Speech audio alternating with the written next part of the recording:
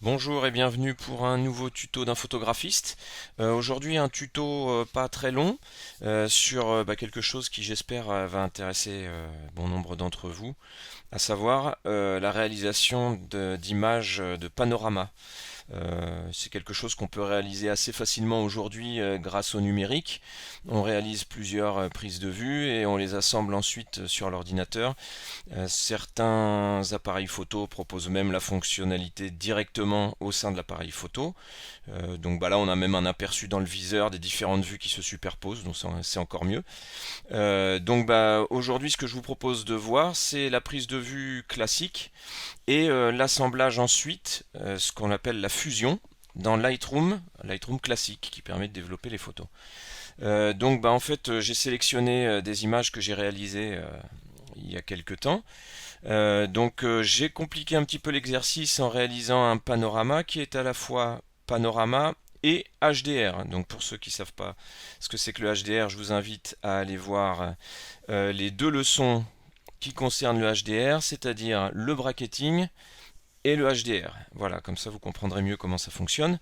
Et puis éventuellement vous revenez ici voir cette vidéo pour l'appliquer.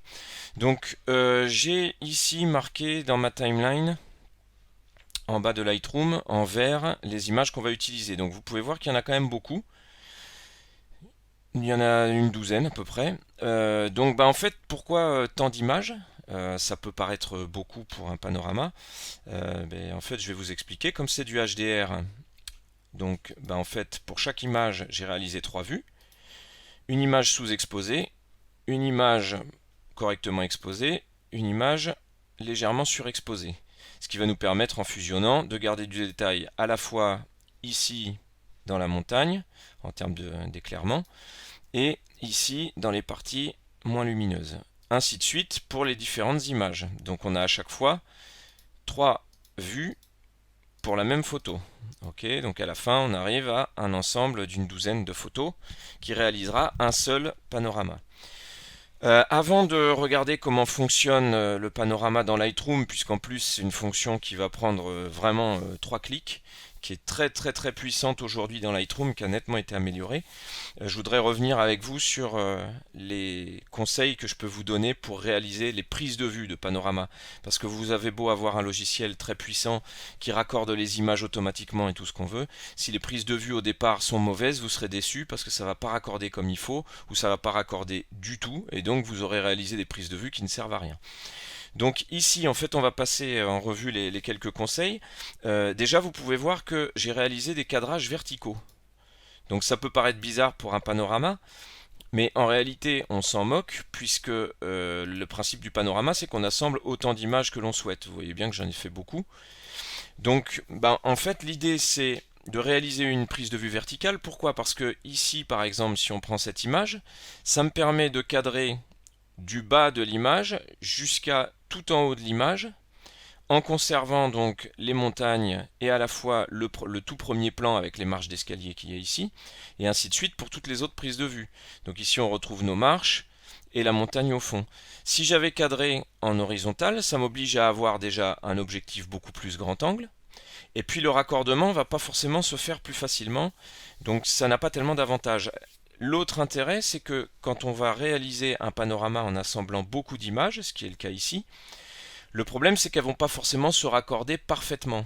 Donc il y a toute une partie de l'image qui va être perdue. Et cette partie de l'image qui est perdue, en fait, elle va se trouver en général en haut et en bas de l'image. Donc si je recoupe un peu ici, c'est pas tellement grave. Si je recoupe un tout petit peu dans le ciel, c'est pas trop grave, on coupera pas la montagne. Alors que si j'avais cadré ici à ras des deux, en horizontal, le problème c'est que je perdrais une partie de l'image. Donc moi je vous conseille, quand vous pouvez, de réaliser des prises de vue plutôt verticales. Ensuite, on va prendre soin, au fur et à mesure qu'on réalise les prises de vue, de cadrer à la même hauteur. Alors ici, sur l'image, évidemment, ça ne se voit pas. Mais en fait, on va utiliser le quadrillage qui peut se présenter par exemple sous cette forme qu'on a dans notre appareil photo. Donc là, c'est les lignes de tiers. Donc en l'occurrence, par exemple, on va essayer de prendre un repère avec cette ligne de tiers. et puis on va essayer de la suivre. Alors sur ce paysage-là, c'est pas évident parce qu'on n'a pas véritablement de repères, mais si vous avez un horizon, si vous avez un lac, si vous avez quelque chose comme ça, ce sera plus facile. Donc toujours essayer de rester le plus vertical possible, le plus droit possible pour que tout s'aligne. Vous avez pour ça donc deux outils, le quadrillage que je vous ai affiché là, et puis vous avez également le niveau à bulle. N'hésitez pas à utiliser le niveau à bulle sur votre appareil s'il dispose d'un niveau à bulle. Là, alors là, c'est carrément parfait. Vous risquez d'avoir un raccordement qui sera juste parfait entre les images. Il est bien évident que il faut privilégier, si on peut, alors là c'était pas le cas ce jour-là, on peut privilégier le trépied bien sûr. Là on voit que j'ai légèrement bougé entre les vues, ce sont des vues réalisées à main levée parce que j'avais pas mon trépied sur moi ce jour-là. Voilà, donc si vous pouvez, le trépied est évidemment un plus pour conserver la même hauteur. Si vous avez une tête qui pivote parfaitement horizontalement, c'est encore mieux. Là c'est vraiment, vous atteindrez la perfection très facilement. Ensuite, dernier petit conseil que je peux vous donner, entre les prises de vue, il est conseillé de se décaler d'un pas pour reprendre un petit peu le même angle, puisqu'en fait on va se retrouver à la fin avec une image qui va être une portion de sphère, si on peut dire. Et donc si on ne se décale pas, le problème c'est que les images raccorderont plus difficilement. Donc ici par exemple j'ai une prise de vue qui va de la gauche vers la droite. D'accord? Donc j'ai pivoté de gauche vers la droite pour mes prises de vue différentes. Donc ce qu'il faut faire quand vous vous déplacez de gauche vers la droite, c'est entre chaque prise de vue faire un pas vers la gauche. Et donc ça va vous restituer en fait l'arc de cercle naturel, on va dire, de la vision qui correspond au raccordement des différentes images. Donc voilà pour l'ensemble des conseils que je peux vous donner pour réaliser des panoramas réussis. Ensuite, on voit ici donc que nos images à chaque fois sont par 3 en HDR. Donc ce qu'on va réaliser nous ici, c'est un panorama avec Fusion HDR. Donc c'est tout simple, qu'est-ce que je fais? Donc je sélectionne mes images. Pour sélectionner toutes mes images dans ma timeline ici en bas, je fais Mage, je clique la première, je fais Mage, je clique la dernière, ça me sélectionne toute la série. Je clique droit sur la série, et ici j'ai Fusion de photos dans le menu. Dans Fusion de photos, vous avez HDR, vous avez Panorama, et puis depuis quelques temps, pour ceux qui ont la toute dernière version de Lightroom, vous avez Panorama HDR. C'est-à-dire qu'en fait, il va raccorder les images après les avoir fusionnées en HDR 3 par 3. Donc je clique ici. Donc ici j'ai un aperçu. Alors mon aperçu est arrivé rapidement parce que j'avais déjà fait un essai avant. Donc du coup le logiciel est allé plus vite. Et puis maintenant que j'ai changé mon ordinateur, ça me change la vie. Donc ici si vous voulez un meilleur aperçu, vous pouvez agrandir votre image, votre fenêtre. Donc on voit qu'il a tout raccordé et qu'il a bien appliqué un HDR. Donc en fait j'ai autant d'équilibre de contraste sur l'arrière-plan ici que sur le premier plan qui était sombre.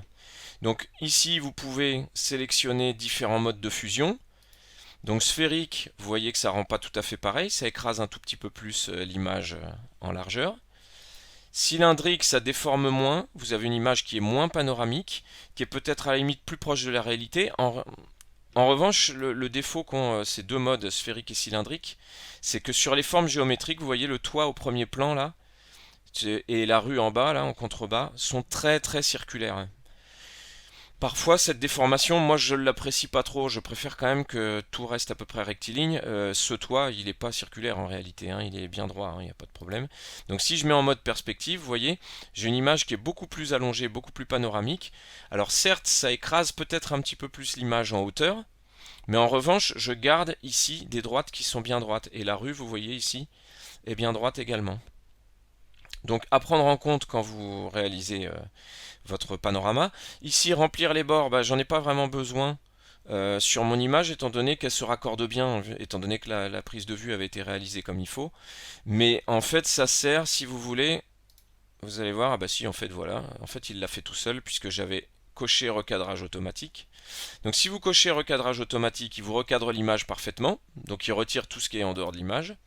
Si vous ne le cochez pas, vous pouvez toujours remplir les bords. Alors remplir les bords, vous allez voir, ça va être folklorique sur celle-là. Parce que le problème, c'est qu'il recrée de manière totalement aléatoire. Alors, vous voyez, là, j'ai des morceaux de toit qui se mettent n'importe où. Bref, ça fonctionne que si vous avez très très peu de bords à rajouter. Mais là, vous voyez, les arbres ne raccordent pas bien. Donc là, on va pas le faire. Et paramètre automatique, je vous recommande de le faire. En fait, il va appliquer la tonalité automatique à toutes les images pour les raccorder parfaitement. Vous voyez, si vous le décochez, bah en fait, le problème c'est que vous retrouvez à nouveau une image sombre. Donc l'intérêt du HDR, c'est quand même d'appliquer les paramètres automatiques. Vous pouvez ici créer une pile, c'est-à-dire en fait faire en sorte qu'il vous regroupe toutes les images en un seul paquet. Et donc vous les retrouverez du coup sous forme d'une petite pile ici dans la timeline en bas dans le logiciel.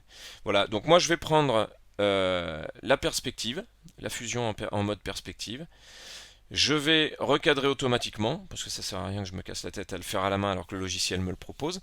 Alors ici, on a une image qui est légèrement écrasée en hauteur, mais c'est pas très grave, puisqu'après, bah, je peux toujours ajuster mon image, je peux la déformer, je peux le faire dans Photoshop éventuellement. Voilà, après, je préfère ça plutôt qu'avoir une image avec quelque chose de complètement arrondi et pas du tout naturel.